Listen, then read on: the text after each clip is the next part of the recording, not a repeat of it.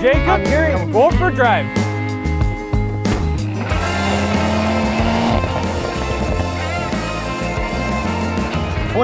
BMW Z4 M40i with launch control. Predictable. And off we go. Okay, so it is quite fast, but it's graceful. It's not violent. That was a weird launch control. Exactly. Like it didn't push you back in your seat too much. It kind of just... It builds it progressively. kind of felt unnecessary. Yeah, that's what I mean. Okay, so let's get into it. Horsepower and torque.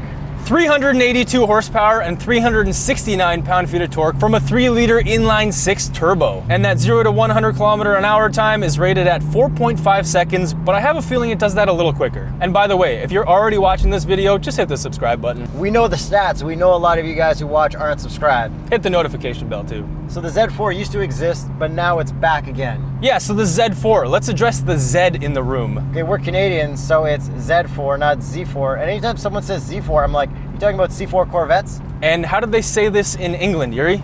Yo, I know, everything changes. I get it. They say Z. They say Z4. Inches, gallons, Z. Germany, whatever. Z. Z4. America, Z. Whatever. We love you Americans, we just have to point that out. Since y'all are gonna point it out on us, I would like to start this off by talking about the exhaust. So it only crackles and pops in sport. And hell does it crackle and pop all the damn time. It's mostly burbling. It is burbling, and it's so predictable, and I don't like the tone of the crackles. It's all the time, and it's just so predictable. It's like every time you let off. Yeah, so watch this. I'm gonna floor it, let off, and watch this. Pop, pop, pop. Prop, pop, pop, pop, pop. Prop, prop, prop, prop, prop. Prop, prop, prop, prop, prop. It's the same. It kind of gets old, and you can't turn off the exhaust, so you can't be in sport engine without having the exhaust open like that. Yeah, you pretty much have to drive this in comfort mode if you don't want the crackles. I think it just adds backfires. But you still want to drive sporty, so it's kind of, it sucks. It's not the worst crackles, but it's also not the best. No, exactly. But what is good is the tone of the exhaust when you're flooring it. So I'm gonna floor it right now. Buttery smooth. That inline-6 just sounds so good. It does sound nice. It's really, really nice. Like the tone of it, love it. So if we're gonna compare how fast this is when you floor it, It's pretty damn fast. Here, I'll floor it. It's pretty fast. what would you compare that to, fast-wise? This is almost as fast as the 8 Series, the non-M that we drove. Really? It feels almost as fast because this is a smaller car. The 0 to 100 time is not accurate, but the feeling and sensation that I get is around that. However, it doesn't continue pulling like the M850i did. So how about this compared to the Boxster GTS we drove last year? Compared to the GTS, it's honestly a toss-up because that had around 350 horsepower. Compared to the S, this would dummy it. Okay, so it's around that level. Yes. The Boxster would be its #1 competition for sure. And unlike the Boxster, this only comes in automatic. Yes, it does. And there is no kind of Cayman version of it either. You can't get this as a hardtop. Just convertible? Yeah. Okay, cool.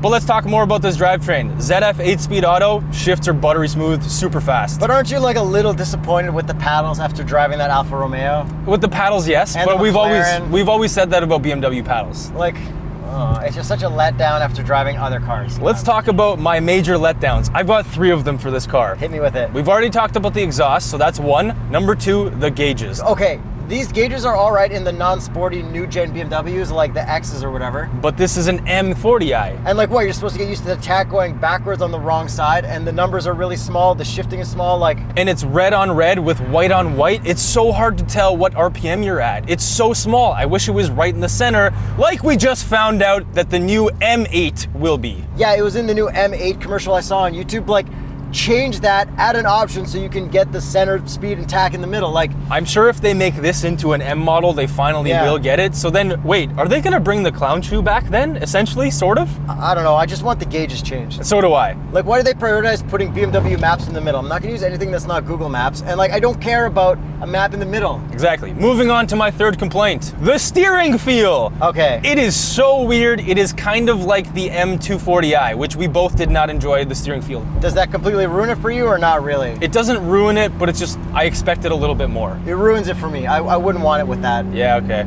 Now time to send in the cliche corner and prove all of these faults and good things. Send. Oh, that traction control is so good. It does oversteer, and it feels very neutral in handling, not much body roll at all, and it's just a rocket when you floor it. But compared to the M2 competition, I would still take that. That just feels better.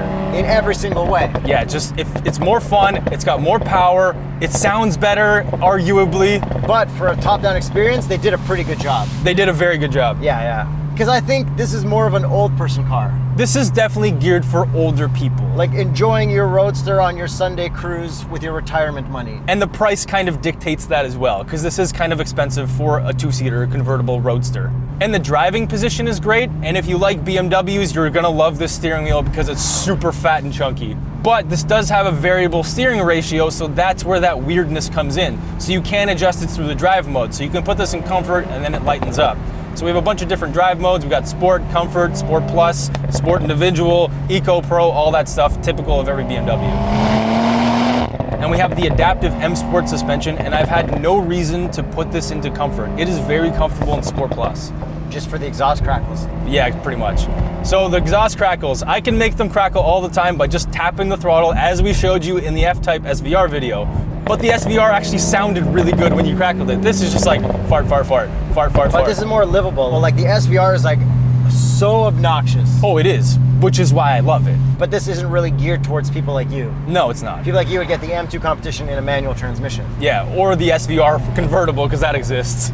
And this does tend to break traction fairly easily. You also notice that as well. Yeah, even with traction on, if you floor it, the back end goes slightly to the right and you have to steer to the right to correct, almost all the time. Yeah, and if you put the traction into sport mode without turning it off, it lets you get just enough sideways. Yeah, but it'd be fun to turn it all the way off on track. Like this thing could probably do brake stands, no problem with traction off. Probably. Not that I ever tried to find out. No, heavens no, we wouldn't do that.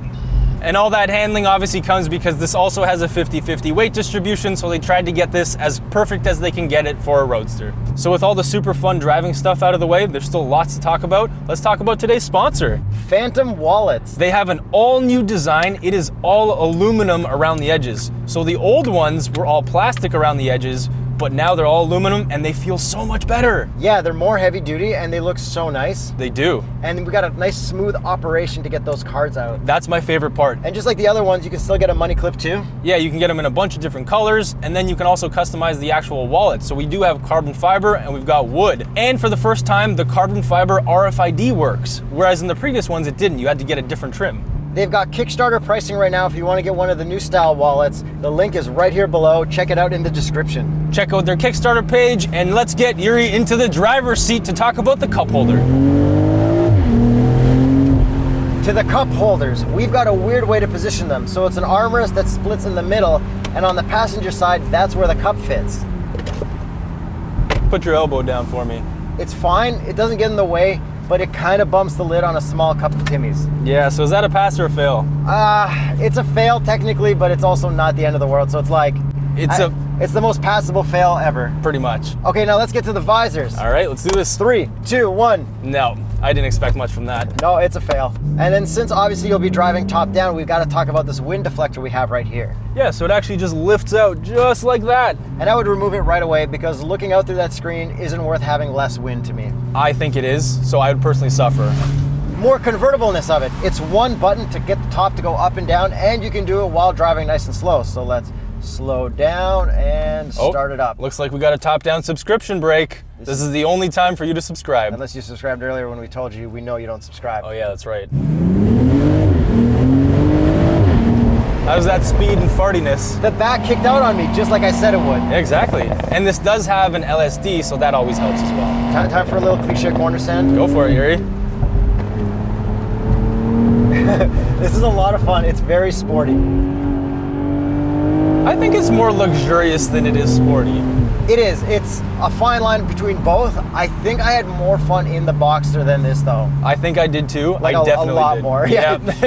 But this does look really cool. It does. It's all new, but it's still the new design language, which kind of I'm not sold on yet. So let's talk about the looks. Where do you want to start? Front end? Yeah, front end for sure. Headlights. I don't like them. They're different style BMW headlights, but you can still tell they're BMW headlights. It's like BMW headlights wearing glasses because they got like 4 eyes. Yeah, it's pretty okay. I think it's a solid attempt at changing it up. Yeah, but they're still reminiscent of the previous gen, which is a nice little throwback. So how about the grille? The grille, we have the blacked out one, which I think helps a lot. It is big. It's not too big, but I think it's okay. Yeah, I don't think we're gonna get any memes from this one. And if we look at the hood, we've got a couple cool body lines in there as well. Yeah, overall, I think the front end looks really good. Overall, I think the front end looks like that mini pincher concept we made back in the day when we were saying how Kia needs to make a Mazda Miata. Yeah, it does It actually. looks exactly like it. Yeah. And if we move on to the side, we've got a couple all-right body lines. It's nothing too extraordinary. It doesn't really pop with this paint. No, it doesn't, unfortunately. This is like a luxurious red. It's not like a red. Yeah, like Mercedes does as well. Like they don't let you have the crazy stuff. Yeah, exactly. Unless you're getting like a CLA or a GLA. Yeah, which is weird, but I guess makes sense. Do we have any fake vents on the BMW? Of course we do, it's a BMW, but they're actually pretty good this time. The ones on the front fenders are actually real. Okay, and then what about the wheels? The wheels, I think, suit the car very well. I really like these wheels. And what is the Continental recommended tire? The Conti Sport Contact 5P. And back to those fake vents, there are fake vents in the back. So how about the back end of this? I think it looks all right, but it's very similar to the new 8 Series. Yeah, I saw an 8 Series convertible. I'm like, wait a second, is this the Z4? It's very similar. I think it looks pretty all right. The taillights are cool. It's a whole different look. But the best part of it are the exhaust tips, because typically BMW has been doing very weird exhaust tips, which we don't like. These ones are actually integrated. So that, yes, they are enlarged, but they're integrated, so it's fine. They're the most real fake exhaust tips, but I think they're kind of real. I don't know, I like them a lot. Yeah, these work. But overall, I think one of the best angles is the rear 3/4 of this. It looks very sporty, very roadster. Yeah, but you gotta have the top down for sure. Now let's talk about this interior. We've got beige seats. The shade of beige works very well against the paint. Yeah, it looks great. Other than that, it's pretty much exactly every other BMW interior from this generation. Yes, it is. Except we don't have piano black buttons in our little center cockpit area. No, so they minimize the gloss black, but it is up on the dash, so it's still there. And you do notice it because this is a convertible, so you get dust and stuff there. So just like the rest of them, we got wireless Apple CarPlay. We can't do wired Apple CarPlay, which sucks. We've got rewinding satellite radio stations. We don't have Tune Mix. We don't have Android Auto. Obviously. And that's pretty much it Yeah. for the infotainment. But what we have different in this convertible than most other BMWs is a lot less room for everything. Yeah, pretty much, because it is a Roadster, but I am very comfortable at 6'1.5" driving position. This is one of the only Roadsters I've had to move my seat forward other than the SL63. Well, that's good for people, but for stuff, like we got a little compartment here for things, but it's also a pass-through, which is nice. So I guess you could fit skis, maybe? Yeah, I guess. But the trunk actually has a decent amount of room, more than a Miata. Yeah, it's very good, but I wish they made more room for the cup holder. So some other fun driving things about this. We've got the typical Hey BMW, and there's also the Vitalize program. Hey BMW, vitalize me. So what vitalized you more, flooring it or this song? The song. Oh, really? All right, enough of that. If you need Vitalize in a BMW Roadster with nearly 400 horsepower, you're doing something wrong. So what this doesn't have that other BMWs of this generation has is lane keep assist in cruise control. But it does have adaptive cruise. Yeah, but it does have lane keep departure that'll pull you out of the lane so hard, which means it's got all the stuff to keep you in the lane. They just don't let you have it. Well, because they wanted this to be a driver's car. But you have to turn that stuff off because it's so intrusive. It's so intrusive, but I am so grateful for having this button to hold and turning it all off. The safety halo. Exactly. And then unlike the other BMWs, this one does not have a 360 camera. It only has a reverse camera. Which makes sense. It's a pretty small car. Yeah, but like for this price, I kind of want all that stuff anyways, just in case I'm feeling like it. And like the other ones, this does have ambient lighting. And I think it's actually decent, at least the way that it looks. It's way too subtle, I think, for a fun-looking Roadster, but BMW is subtle all across the board with ambient lighting. And these seats are actually really comfortable as well. Yeah, I haven't had an issue with them at all, but there's no massage. No, well, obviously. This is a sports car. So I guess that pretty much covers the new Z4. Let's get into the price. Starts at $76,100. Canadian. This one is $84,895. That's like 2 Miatas. That's a lot of money. So that's around the same price as a Boxster. Yeah, the S is a little bit cheaper. The GTS is a little bit more. Starting prices, you can option those out to whatever you want. And I guess does a convertible Corvette kind of compete with this as well? Sort of, kind of. For the price, like 2-seater, fast rear-wheel drive. It's actually almost identically priced. And you can get it in manual. And it's a V8, and it's a lot faster than this. Then there's the Audi Tt Roadster, which is a lot slower than this. You can't get a faster engine. And you can't get it in manual. No. And then there's also the Mercedes SLC 43, which I actually forgot existed until I researched that car last night. I didn't forget it existed, I didn't know it existed. Because there is an SLC 300, which is very outdated. I have a feeling that one's done. And I think I even saw news of it being done. Yeah, that one had the number pad in it. Yes, it did. So you know it's old. So would you take this or a Boxster? Because that's probably the closest competitor to this. Hands down Boxster, I would probably even take a Vet over this. I fully agree with both of those statements. However, I think this is the most luxurious convertible roadster you can get. I think it's a very good attempt for BMW to bring back the Z4. It is a very good way to do it. It's got a lot of heritage, just like the Supra, which actually exists, and it's also based on this. Ah, he said it. You guys are waiting the whole video. He said It took that long. Don't forget to subscribe, hit the notification bell. Check out patreon.com/TheStraightPipes, join our YouTube membership, check out Teespring for shirts and Fanta wallets. Link right here and in the description. I'm Jacob. I'm Yuri. I'm going for a drive.